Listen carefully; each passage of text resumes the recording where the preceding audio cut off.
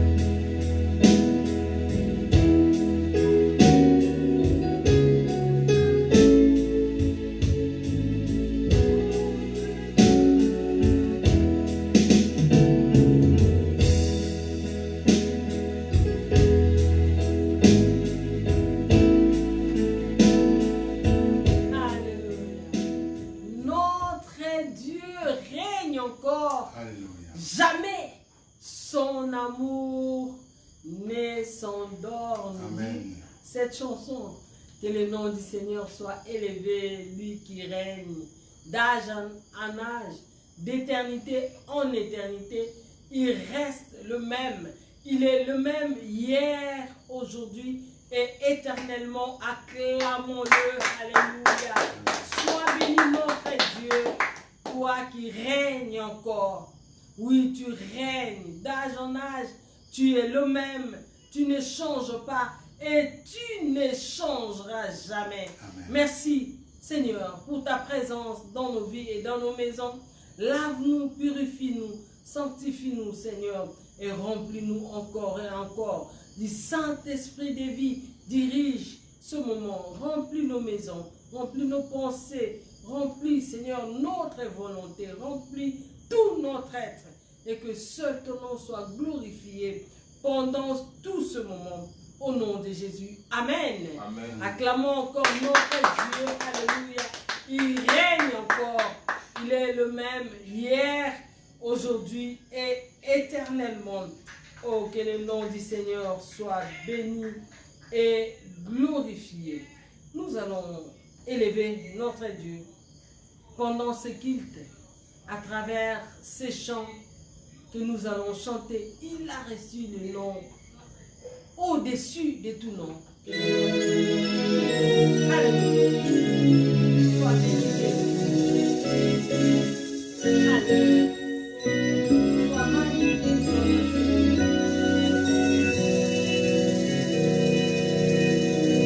Au nom divin, mon rédempteur, Jésus, puissant sauveur, Jésus, puissant sauveur.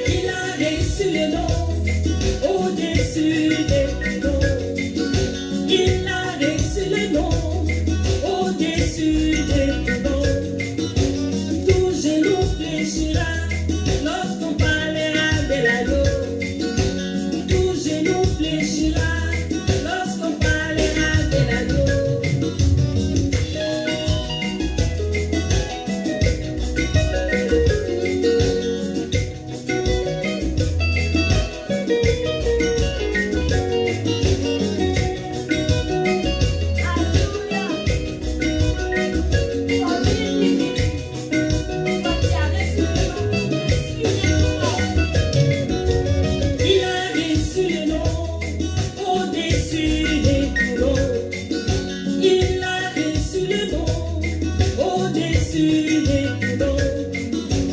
Tout genou fléchira lorsqu'on parlera de l'agneau. Tout genou fléchira lorsqu'on parlera de l'agneau. Il a reçu le nom au-dessus de tout nom. Il a reçu le nom au-dessus de tout nom. Tout genou fléchira lorsqu'on parlera de l'agneau. Et tout genou fléchira lorsqu'on parlera de l'agneau. La maladie fléchira Devant le nom de Jésus. le chômage fléchira Devant le nom de Jésus. le célibat fléchira Devant le nom de Jésus.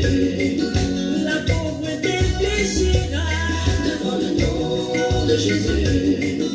les sorciers fléchiront. Devant le nom de Jésus. Alléluia, Alléluia, yo, yo, yo, yo. alléluia. Alléluia, yo, yo, yo, yo. Jésus est vivant. Il est le Tout-Puissant. Il a reçu le nom qui est au-dessus de tout nom. Que son nom seul soit célébré. Alléluia. Comme ça, Masséa. Salimo comme si. Binela Masséa. Asali zambenayo. Elonga ezali. Nakomona Yesu. Lobiko ezali. Nakomona Yesu. Yepela. Yesu, Sonzola. Yesu, Yepela. Yesu, Yesu, Lobona Yesu. Ezali lobona nguya. Lobona mikawa. Lobona kasi. Lobona yaya. Yepela lobona Yesu. Lobona yaya. Ekopesa libala. Ekopesa mosala. Ekopesa lobiko. Lobo mitoko. Lobona yaya.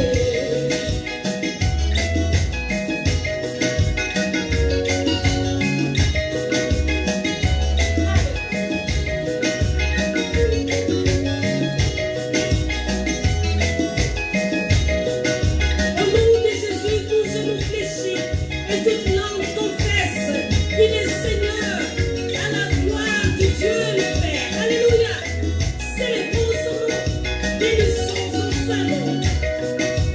Komisama, Sanjolama, Mekolama, Mekolama, Kumisa, Kumisa, Kumisa, Yesu, Sanjola, Sanjola, Sanjola, Yesu, Tokola, Tokola, Tokola, Yesu, Libela, Libela, Libela, Yesu. Alléluia.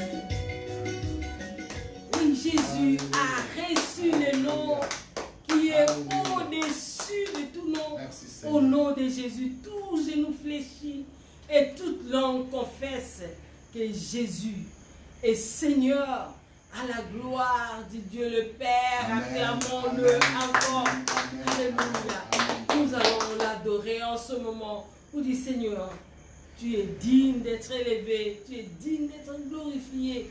Toi qui as reçu le nom qui est au-dessus de tout nom. Oui, Seigneur, j'aimerais t'adorer en ce moment. Alléluia, adorons-le. Alléluia. Dis mon âme soupire après toi, ô Seigneur. Mon âme soupire après toi, Jésus. Alléluia. Mon âme soupire après toi.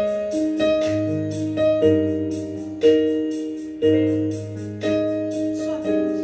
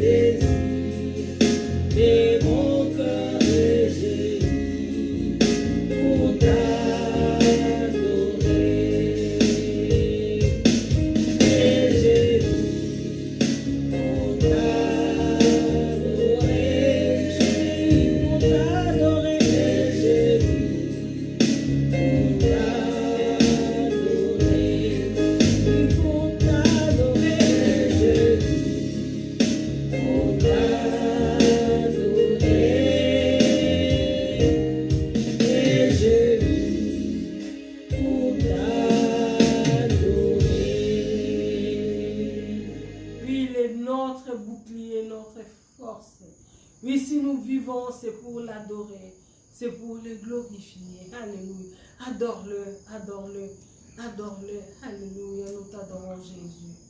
Oui, si nous vivons, c'est pour t'adorer, c'est pour te glorifier. Nous te disons merci, Seigneur, pour ton soutien, le soutien que tu nous as accordé depuis le matin jusqu'en ce moment. C'est toi, Seigneur, qui nous as soutenus dans tout ce que nous avons rendu comme service, Seigneur. Merci, Seigneur. Oh, sois béni notre Seigneur et notre Dieu. Toi, le Dieu qui nous soutient dans ta grâce, dans ta bonté et dans ta miséricorde. Oh, sois béni pour ton amour infini envers nous, Seigneur.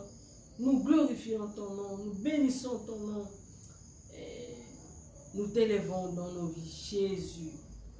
Reçois en ce moment l'honneur et la magnificence. Au nom de Jésus, nous avons ainsi prié. Amen.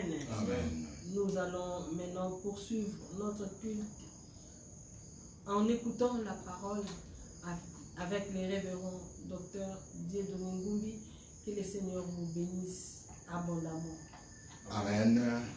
Gloire Amen. à Dieu. Notre Dieu est bon, notre Dieu est merveilleux. La Bible dit, voici, oh, qu'il est doux, qu'il est agréable pour les frères de demeurer ensemble. Je veux que quelqu'un dise, il est doux, il est agréable pour des frères de demeurer ensemble. Oui, même si nous ne sommes pas dans le même lieu, mais nous sommes connectés. Oui, en ligne, nous sommes connectés. Il est doux, il est agréable. Je dis à quelqu'un, tu es béni. Quelqu'un dise, tu es béni. Je suis béni d'être dans la présence de Dieu. Je suis béni pour écouter la parole de Dieu, la nourriture spirituelle, la nourriture qui fortifie ton âme. Dans le nom de Jésus, que la grâce de Dieu se manifeste. Que quelqu'un qui est fatigué, oui, soit restauré, soit relevé au nom de Jésus. Amen. Aujourd'hui, je vais parler de la persévérance dans la prière. La persévérance dans la prière. La fois dernière, nous avons défini la persévérance comme l'action de persévérer, de continuer jusqu'au bout. Nous ne pouvons pas vivre une vie chrétienne sans persévérance. Les gens qui se relâchent au milieu ne peuvent pas obtenir certaines bénédictions, ne peuvent pas voir certaines prières exaucées. La persévérance. Nous allons lire cette parabole que beaucoup de gens connaissent, tirée de l'évangile selon Luc. Luc chapitre 18, versets 1 à 8. Jésus leur adressa une parabole pour montrer qu'il faut toujours prier et ne point se relâcher. Il dit, il y avait dans une ville un juge qui ne craignait point Dieu et qui n'avait d'égard pour personne. Il y avait aussi dans cette ville une veuve qui venait lui dire, fais-moi justice de ma partie adverse. Pendant longtemps, il refusa. Mais ensuite, il dit en lui-même, quoique je ne craigne point Dieu et que je n'ai d'égard pour personne, néanmoins, parce que cette veuve m'importune, je lui ferai justice, afin qu'elle ne vienne pas sans cesse me rompre la tête. Le Seigneur ajouta, entendez ce que dit le juge inique. Et Dieu ne fera-t-il pas justice à ses élus qui crient à lui jour et nuit? Et tardera-t-il à leur égard? Je vous l'ai dit, il leur fera promptement justice. Mais quand le Fils de l'homme viendra, trouvera-t-il la foi sur la terre? Amen. Amen. La persévérance dans la prière. Je veux dire à quelqu'un, je ne sais pas depuis combien de temps tu es en train de demander à Dieu de te bénir. Je ne sais pas depuis combien de temps tu demandes à Dieu de te donner le visa pour que ton fils ou ta fille aille étudier à l'Occident. Je ne sais pas depuis combien de temps, toi qui te retrouves en France, en Belgique, en Italie, en Allemagne, tu pries pour que ton mari ou ta femme ou tes enfants viennent te rejoindre. Parce que vous sollicitez un visa de regroupement familial. Pour certains, ça peut être débloqué dans 6 mois, pour d'autres dans 1 année, pour d'autres ça peut faire 2 ans, pour d'autres encore 5 ans. Mais il ne faut pas baisser le main. Ce que Dieu te demande, c'est de persévérer. Il y a des bénédictions qui ne peuvent se débloquer que lorsque tu vas persévérer. Tu ne dois pas baisser le main. Parce que notre Dieu est fidèle. La Bible déclare que Dieu n'est point un homme pour mentir, ni le fils de l'homme pour se repentir. Ce qu'il promet, il le réalise. Ce qu'il ordonne, il l'exécute. Voyons cette parabole que Jésus raconte. Déjà, Luc plante les décors en disant déjà l'objectif de Jésus. Il dit, Jésus adressa une parabole pour montrer qu'il faut toujours prier. Une parabole était une histoire tirée de la vie courante. Et Jésus utilisait souvent des paraboles pour transmettre un message, pour communiquer une vérité. Il raconte cette parabole qui nous intéresse, chers amis. C'est la parabole du juge inique. Quand on dit un juge inique, Ce n'est pas un juge unique.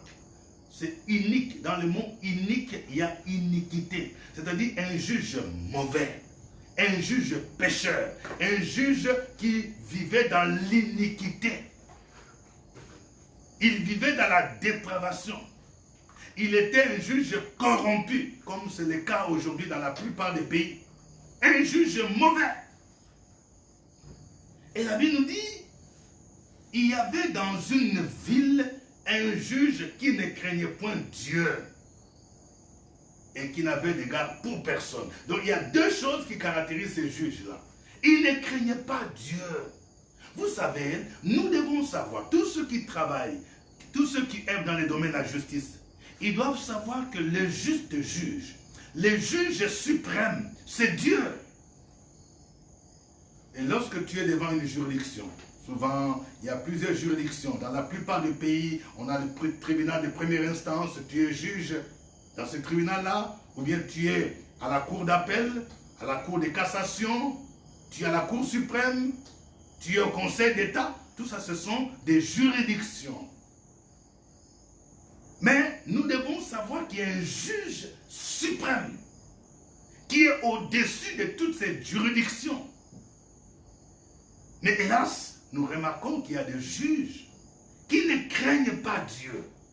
Si nous reconnaissons que toute autorité vient de Dieu, soit-elle l'autorité judiciaire, donc il faut que ceux qui exercent l'autorité judiciaire se réfèrent à celui à qui la justice et l'équité sont la base de son trône. Dieu, c'est le juste juge. Ces juges ne craignaient point Dieu. Donc, nous pouvons supposer quoi? Un juge qui ne craint pas Dieu, c'est quelqu'un, par exemple, qui attend qu'on puisse les soudoyer. S'il doit rendre un jugement, eh bien, il peut demander l'argent pour qu'on le soudoie. Au lieu de dire le droit, il sera orienté. Son jugement est orienté par la corruption. Il ne craignait point Dieu. Et la Bible nous dit qu'il n'avait d'égard pour personne. Il ne respectait personne. Parce que c'est lui qui était le juge. Il peut dire tout ce qu'il veut. Il peut condamner qui il veut. Tu veux lui demander de te rendre justice, si tu ne te soumets pas à ce qu'il te demande de faire, eh bien, même si tu pleures, il n'a d'égard pour personne. Il n'avait même pas de compassion. C'est de cet homme dont Jésus raconte, parle. On dit qu'il était dans une ville. Et souvent, de tels juges se trouvent dans de grandes villes. Et Jésus dit, il y avait dans cette ville une veuve. Souvent, la Bible décrit les veuves comme des personnes démunies, comme des personnes de couches défavorisées. Généralement, nous savons que lorsqu'une femme est veuve, c'est une femme qui est meurtrie parce qu'elle a perdu son mari. Les femmes veuves sont souvent victimes d'injustice. Et très souvent, si c'est en Afrique, la belle famille vient pour ramasser tous les biens, pour la déposséder de la maison, pour la déposséder. Notre fils a laissé quoi? Si notre fils a laissé la voiture, ils vont chercher à prendre, quand bien même ils savent qu'ils se sont mariés dans les régimes de communauté des biens, mais les gens, ils s'en foutent de tout ça. Cette femme veuve, elle avait un problème, même si on ne situe pas exactement de quel problème il s'agit, mais le fait qu'on dise que c'est une femme veuve, on suppose que c'est un problème lié à l'héritage, parce que quand une femme est veuve, elle a des droits. Et Jésus dit, il y avait dans cette ville une femme veuve qui venait voir les juges iniques en lui disant, fais-moi justice de ma partie adverse. Il y avait une partie adverse qui a pris peut-être ses terres, qui a pris les biens de son mari, qui a bloqué les comptes bancaires de son mari. Et il fallait que les juges puissent dire les droits. Et cette femme allait tous les jours, chaque matin, vers 5 h du matin, elle frappe et dit au juge, fais-moi justice. Le juge dit, bon, ton dossier là, je vais voir. On n'a pas encore siégé, hein. Donc il cherche que la femme veuve puisse lui donner quelque chose. Mais une femme pauvre veuve, elle n'a pas de moyens. Mais les juges là, comme il était mauvais, il dit, non, je ne peux rien faire. La femme est là. Même s'il pleut, même si c'est en hiver, les juges, ils s'en foutent. Il dit, tu as combien en main? La Bible dit, cette femme-là lui disait, fais-moi justice. Le verset 4 précise, pendant longtemps, il refusa. Quelle dureté de cœur. Pendant longtemps, cette femme veuve vient voir cet homme. Cet homme n'a même pas pitié de cette femme qui souffre parce qu'elle a perdu son mari. Elle avait peut-être des factures. Comment payer la maison? Comment nourrir les enfants? Elle veut voir les juges. Les juges refusent. Je ne te fais pas justice. Pendant longtemps. Pendant longtemps, ça peut être combien de temps? Ça peut être pendant plus de 6 mois. On suppose que cette femme venait d'un quartier précaire. Et puis elle venait voir ce juge qui était sûrement dans un quartier dans la ville. Dans un quartier tel que la Défense à Paris. La pauvre femme. Fais-moi juste. On dit pendant longtemps. Peut-être que ça fait plus d'1 an, plus de 2 ans. Mais cette femme n'était pas fatiguée. Malgré que ce juge refusait, chaque matin la femme vient. Je ne sais pas quelles chaussures la femme portait. Peut-être elle portait ce qu'on appelle généralement ici en Afrique les lagons ou bien les babouches. Mais elle allait toujours voir ce juge. Fais-moi justice. Les juges ouverts. Qui est là? C'est moi, la veuve. Fais-moi justice. Oh, cette veuve va me fatiguer. Tu n'entends pas que moi, je refuse. Tu as combien? Tu as l'argent? Il faut quitter là-bas. Pendant longtemps, il refusa. Mais ensuite, il dit en lui-même, quoique je ne craigne point Dieu et que je n'ai d'égard pour personne, néanmoins parce que cette veuve m'importune, importuner ça veut dire insister, insister, la personne refuse, insiste, fais-moi justice, fais-moi justice, fais-moi justice, et l'importune, c'est ça la persévérance. La femme là, la veuve là, n'était pas fatiguée, elle importunait, et le juge dit, parce que cette veuve m'importune, je lui ferai justice. Alléluia. Amen. Afin qu'elle ne vienne pas sans cesse me rompre la tête. Cela veut dire que c'est à cause de la persévérance, de l'insistance de cette femme, que ce juge, quoique inique, quoique mauvais, a fini par lui rendre justice. Cette femme a obtenu ce qu'elle attendait pendant longtemps. Elle n'a pas fait 1 fois, elle n'a pas fait 2 fois, 3 fois. On dit pendant longtemps. Et Jésus va dire au verset 6, entendez ce que dit le juge inique. Et Dieu ne fera-t-il pas justice à ses élus qui crient à lui jour et nuit? Et tardera-t-il à leur égard? Je vous l'ai dit, il leur fera promptement justice. Bien-aimés dans le Seigneur, je voudrais relever 4 points importants, 4 leçons importantes tirées de cette parabole sur la persévérance dans la prière. Le premier élément, c'est que nous devons toujours prier. Et c'est ça, c'est que Luc montre l'importance, le but de cette parabole. Il dit au verset 1, Jésus leur adressa une parabole pour montrer qu'il faut toujours prier. Il faut. La prière n'est pas une option pour les chrétiens. La prière, c'est une obligation. Tu as une difficulté, tu as un problème, il faut prier. On ne doit pas te supplier de prier. Vous savez, il y a des enfants parfois qui ne comprennent pas l'importance de la prière. Je rends grâce à Dieu. Nos enfants ont rendu témoignage l'autre fois lors de la célébration. Ils nous ont envoyé des vidéos qui nous ont beaucoup réjouis. Ils ont reconnu quand ils étaient petits, quand on leur demandait de prier, on les réveillait parfois à 5 heures. Ah, ils disaient vraiment, les parents nous fatiguent. Mais aujourd'hui, qu'ils sont devenus adultes, ils reconnaissent l'importance de la prière. Ils ne sont plus avec lui à la maison, mais ils sont là, ils sont assidus, ils comprennent l'importance de la prière. Que la prière, c'est l'élément de base. C'est une conversation entre le chrétien et son Père céleste.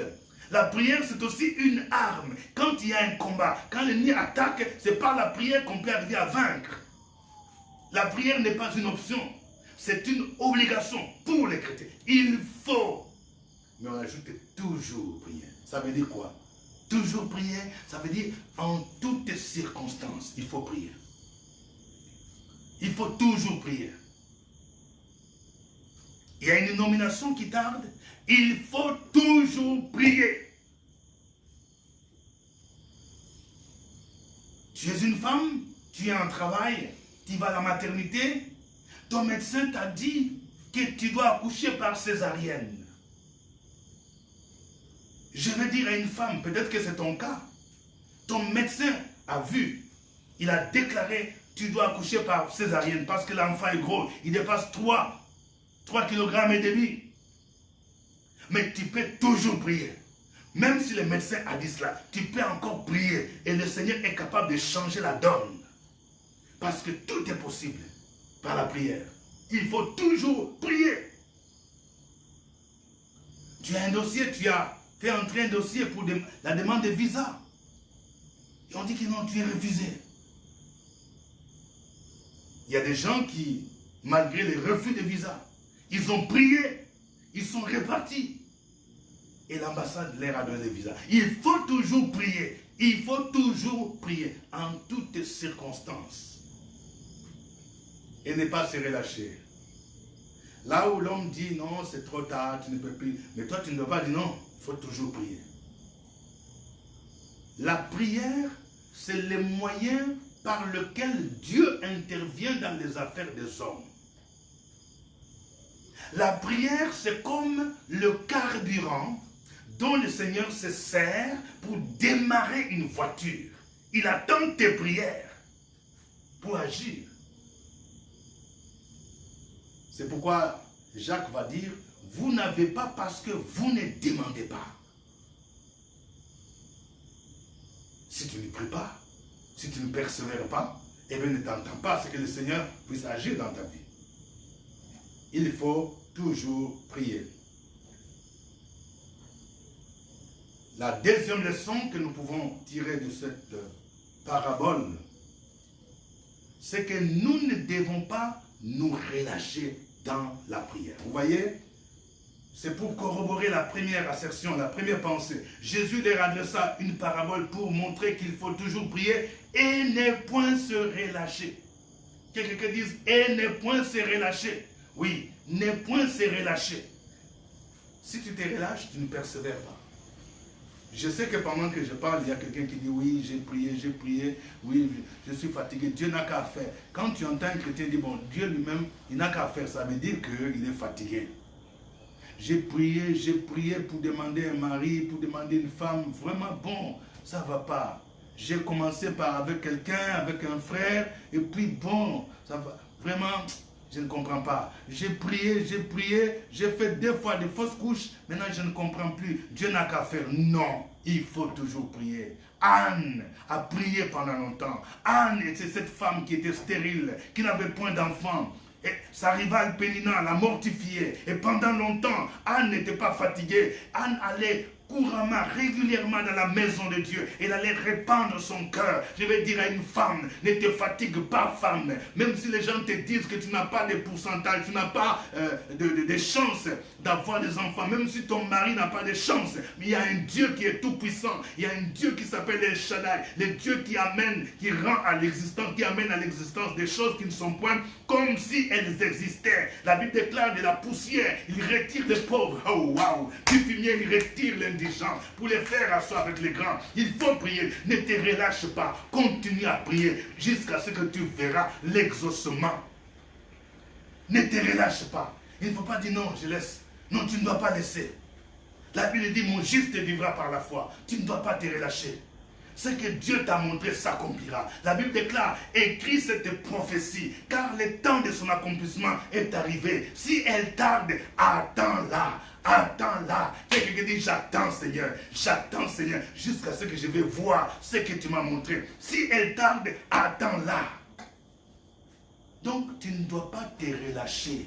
Nous ne devons pas nous relâcher. C'est ce que cette femme a fait. Pendant longtemps, elle allait voir le juge unique. Fais-moi justice. La veuve, le juge unique dit non, je ne veux pas. Mais elle ne s'était pas découragée. Même si ça pouvait lui coûter l'argent. J'imagine si elle était dans un quartier précaire pour aller au centre-ville où étaient ces juges-là. Combien de fois, combien elle a dépensé comme argent pour prendre peut-être les taxis en commun, pour prendre peut-être, je ne sais pas, le métro. Pendant longtemps, elle a dépensé son argent parce qu'elle croyait qu'un jour, oui, ça va aboutir. Tu ne dois pas te relâcher. Cette femme ne s'est point relâchée. Et c'est à cause de cela que le juge unique, bien que mauvais, a fini par faire justice à cette femme-là. Troisième vérité que nous tirons de cette histoire, cette parabole de la veuve et du juge unique. Dieu fait justice à ses élus qui crient à lui jour et nuit. Dieu fait justice à ses élus. Il faut bien souligner le mot élu. C'est pour dire que pour que Dieu te rende justice, il faut que tu fasses partie de cette catégorie de personnes qu'on appelle les élus de Dieu. Nous faisons partie des élus de Dieu lorsque nous avons cru en Jésus, lorsque nous l'avons accepté comme Seigneur et Sauveur.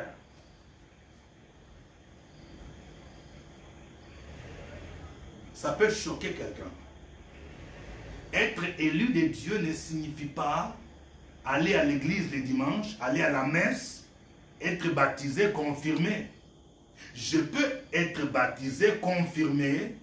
Quand je pars prendre la communion, je me courbe comme un saint. Mais si en même temps, je suis idolâtre, j'adore des idoles, je suis impudique, je suis adultère, je ne suis pas un élu de Dieu.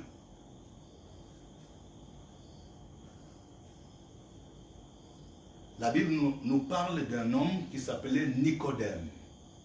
Nicodème faisait partie d'un groupe de personnes, d'une secte juive qu'on appelait les pharisiens. Il était le chef des pharisiens. Il connaissait la loi de Moïse. Il y a des gens qui sont fiers et disent, moi j'étais au séminaire, moi j'ai fait ceci, moi j'étais au camp biblique, moi j'étais à l'école le dimanche. Oui, tout ceci peut être seulement des choses intellectuelles. Si dans ta vie, tu n'as pas expérimenté ce qu'on appelle la nouvelle naissance, une rencontre personnelle avec Jésus, ou dit Jésus, je t'accepte comme mon Seigneur Sauveur. Si tu ne t'es pas repenti, oui, en abandonnant ton ancienne vie, tu n'es pas encore un élu de Dieu. Et si tu meurs, ta destination c'est l'enfer. C'est ça, il n'est pas encore tard. Dieu n'écoute pas n'importe qui. Il écoute ses élus. C'est pour dire quelqu'un qui fait la prière de notre Père. Moi, je l'ai faite quand j'étais à l'internat. J'ai grandi dans un internat où on était dans une discipline rigoureuse avec les pères. On nous imposait de faire le Notre Père. Et c'est de manière mécanique. Je me souviens un matin, on vient, le doyen vient dire, ah, Notre Père, Dieu est aux cieux, que ton nom soit sanctifié, que ton règne vienne, que ta volonté soit faite sur la terre comme au ciel. Donne-nous aujourd'hui notre Père de ce jour, pardonne-nous nos offenses, comme nous pardonnons aussi. Donc, de manière mécanique.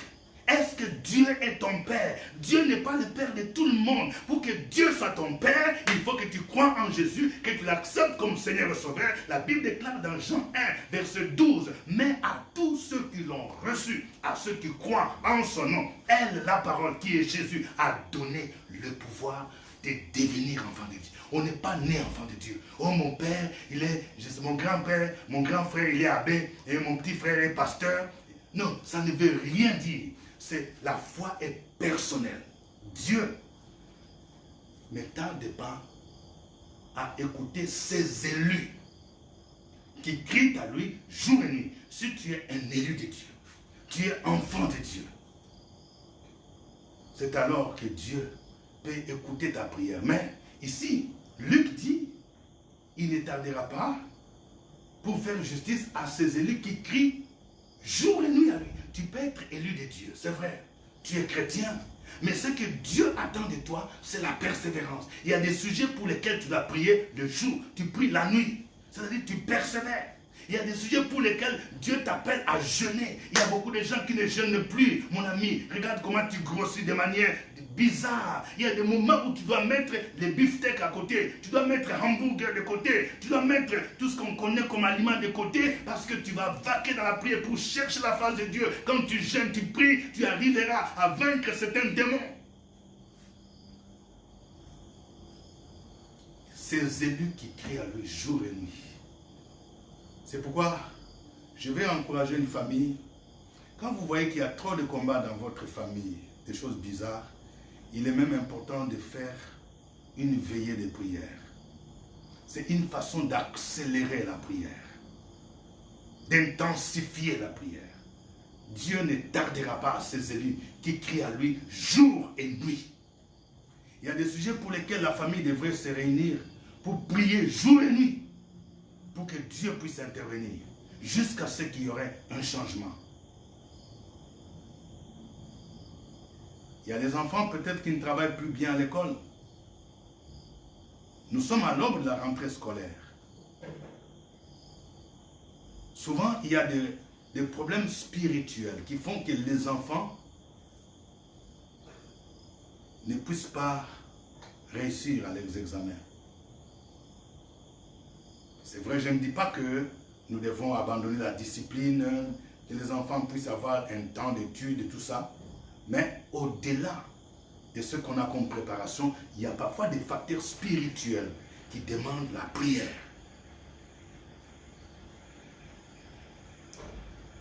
Dernier élément, ou dernière leçon que nous retirons de ce passage, nous devons garder la foi. La persévérance implique la foi. Vous voyez, il y a une question que Luc pose. Je vous l'ai dit, il leur fera promptement justice. C'est le verset 8. Mais quand le Fils de l'homme viendra, trouvera-t-il la foi sur la terre? Lorsque Jésus reviendra, trouvera-t-il la foi? Il y a des gens peut-être que tu priais pour le mariage. Ça fait plus de 10 ans. Tu croyais, quand tu priais là, où tu croyais que Dieu peut te donner un mari, mais là tu avais encore 35 ans. Maintenant que tu avoisines 45 ans, il y a les membres de la famille qui commencent à dire oui, à 45 ans, il est difficile, tu ne peux plus espérer un mari. Oui, on dit que tu as des fibromes. Et c'est là où parfois certains médecins déroutent les gens. J'ai entendu quelqu'un dire, oui, mon médecin dit que vraiment, comme il a vu, on a fait l'échographie, j'ai les fibromes, il faut que je fasse vite pour donner un enfant. Mais pour nous les chrétiens, les enfants ne viennent pas comme ça. La voie obligée, la voie biblique pour avoir les enfants, c'est le mariage. Ce n'est pas le concubinage, ce n'est pas l'impudicité. Si les parents te disent, il faut nous donner un enfant, comment on donne un enfant? Donc vous voulez pousser l'enfant à l'impudicité? Non, ce n'est pas normal. Il faut attendre. Abraham et Sarah ont attendu 25 ans. Humainement parlant, c'était compliqué. Au point où, à un moment donné, Abraham commençait à douter. Il a commencé à dire à Dieu, oui, je m'en vais sans enfant. Et l'héritier de ma maison, c'est Eliezer de Damas, qui était son travailleur. Mais Dieu dit, ce n'est pas Eliezer, mais il y a un Isaac, c'est-à-dire celui qui sortira des entrailles de ta femme Sarah.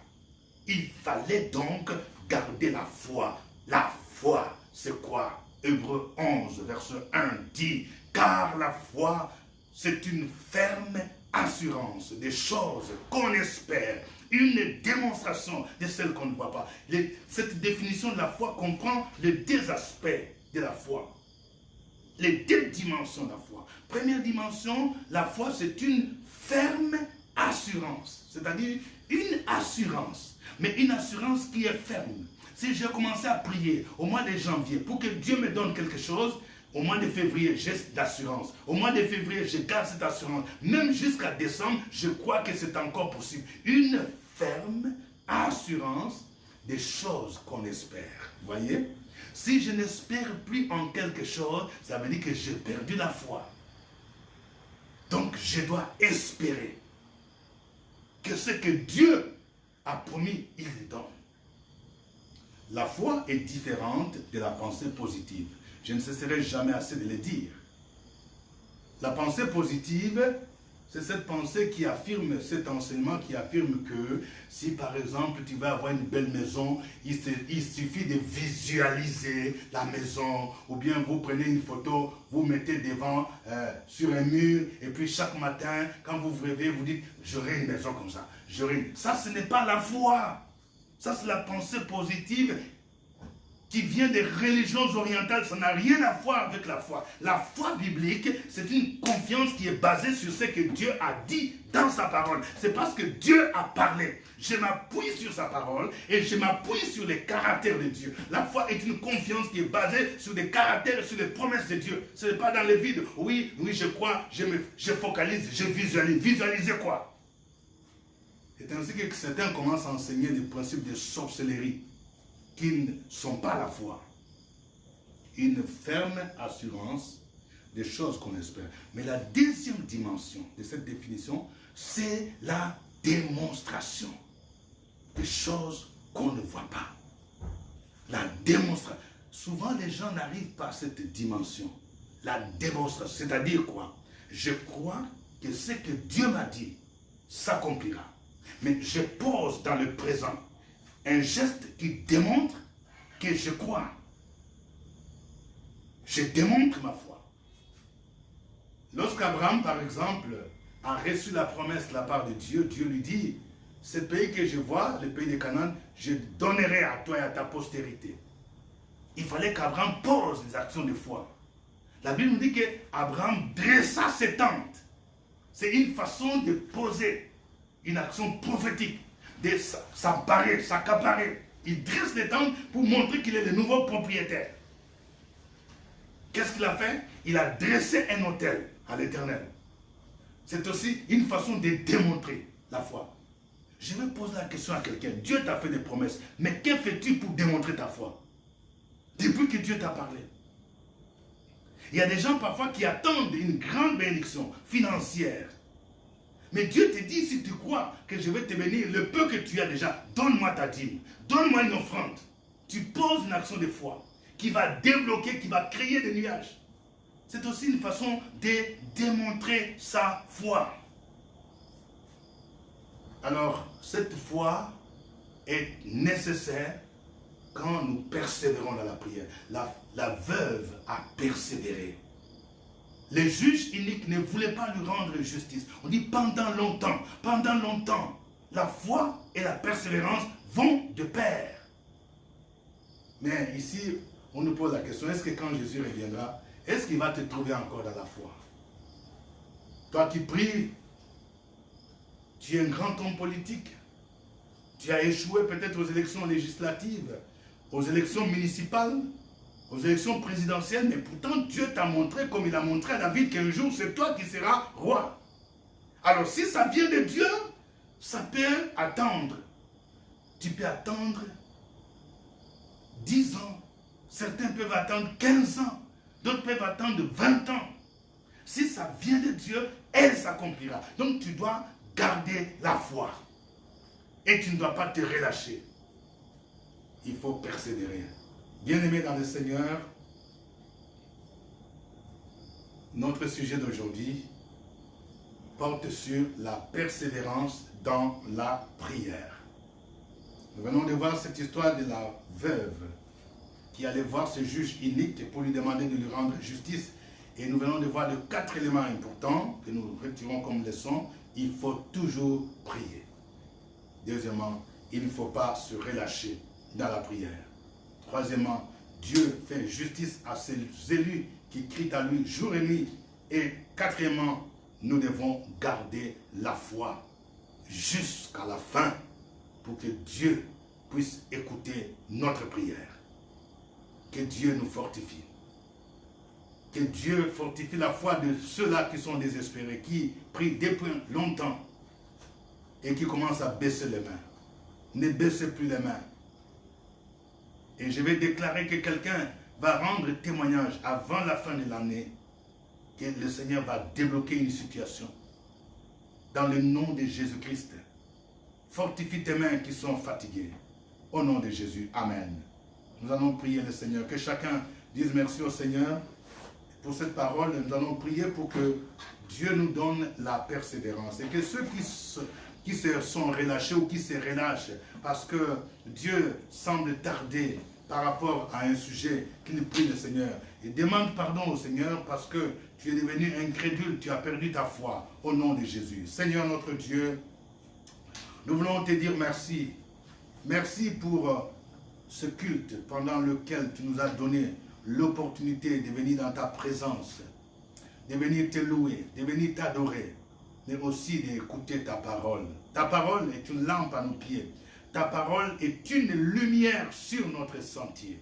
Seigneur, je prie pour que tu fortifies la foi de mon frère, la foi de ma soeur qui commence à chanceler parce qu'il attend, parce que ça fait longtemps qu'il souffre.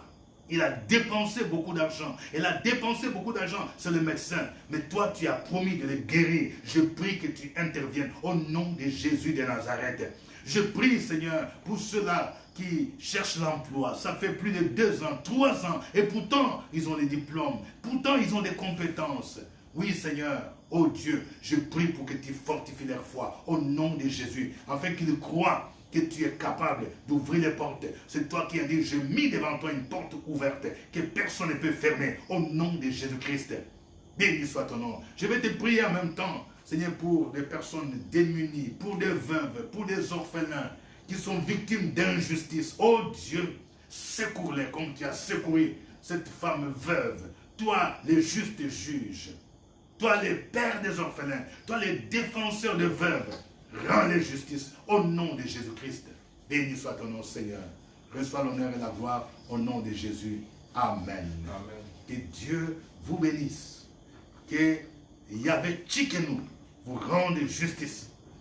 Si tu es victime d'injustice, je prie pour que ta justice se lève comme le soleil en plein midi. Que Dieu te rende justice dans le nom de Jésus-Christ de Nazareth. Que Dieu te couvre par son sang. Amen. Que Dieu te sécurise. Que cette semaine qui commence, que Dieu te donne une surprise heureuse dans le nom de Jésus. Qu'une bénédiction qui était bloquée soit débloquée au nom de Jésus de Nazareth. Et que la grâce et la faveur divine puissent t'accompagner tous les jours de ta vie au nom de Jésus. Amen. Amen. Si vous n'êtes pas encore abonné à notre page, soyez abonnés dans le nom de Jésus. Et si vous n'êtes pas encore abonné à notre chaîne YouTube, veuillez vous abonner parce que là aussi, vous pouvez bénéficier des messages que nous donnons qui peuvent vous édifier et partager les liens avec des amis, avec des parents. Que Dieu vous bénisse. Au revoir et à la fois prochaine.